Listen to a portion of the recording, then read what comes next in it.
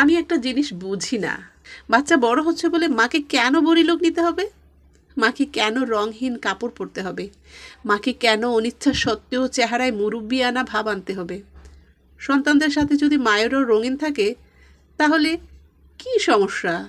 হ্যাঁ, একদল উত্তর দিবে, মায়েদের একটা রেসপেক্ট আছে না, মায়েদের সব কিছু মানায় না। মহা মুসিবত। এই যে সন্তানদের জন্য, সংসারের জন্য এত স্যাক্রিফাইস একজন মা করলো, তাতেও পোষাচ্ছে না।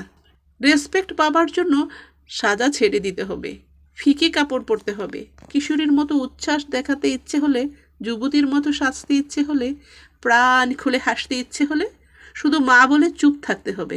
তারও নিজেকে ভালোবাসার, নিজেকে পছন্দে সাজানোর অধিকার আছে। যে কোনো মানুষ চাইলে এই বয়স হবার ব্যাপারটা এনজয় করতে পারে, কারণ বয়স হওয়াটা একটা ন্যাচারাল প্রসেস, এতে কারো হাত নেই। কিন্তু এই সময়টা সুন্দর বানানোর সম্পূর্ণ আমাদের হাত।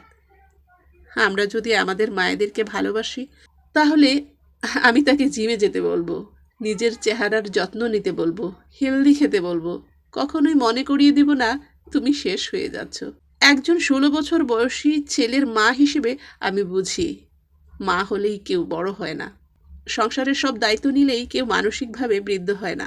এমনকি শরীর পুরনো হলেও মানুষ বৃদ্ধ হয় না। মানুষের বয়স তখনই হয় যখন সবাই তাকে বয়স হিসেবে ট্রিট করতে থাকে।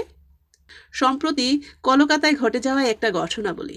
একটা বিয়েবাড়িতে এক 50 ঊর্ধ্ব ভদ্রমহিলা লাল রঙের লিপস্টিক পরে যাওয়ায় তার আত্মীয় স্বজনরা তাকে ভীষণভাবে অপমান করে।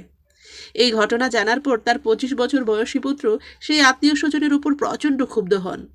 মাকে টিট করার প্রতিবাদে সে নিজে লাল রঙের লিপস্টিক পরে ছবি আপলোড করে রিলেটিভদের উদ্দেশ্যে লিখেন, গেট উইল সোন।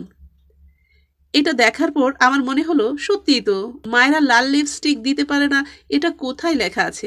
বরং লাল রং এর মতো দুঃসাহসিক রং পরার সাহস যদি থাকে কোনো মায়ের, তাহলে সন্তানের তাকে নিয়ে লজ্জা না, গর্ব হওয়া উচিত। তাই শুধু মা বলেই কিছু চাপিয়ে দেওয়ার আগে ভাবি, মা হলেও কারো সাজতে ভালো লাগে, মা হলেও কারো হাসতে ভালো লাগে, মায়েরও আড্ডা দিতে ইচ্ছে করে, বন্ধুদের সাথে ঘুরতে ইচ্ছে করে। মা হলেই কেউ বাঁচা বন্ধ করে দেয় না, মা বলেই কেউ মরে যায় না।